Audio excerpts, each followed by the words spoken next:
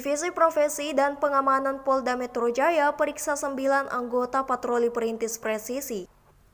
Pemeriksaan tersebut buntut dari ditemukannya 7 mayat yang mengapung di Kali Bekasi pada Minggu 22 September 2024 pagi.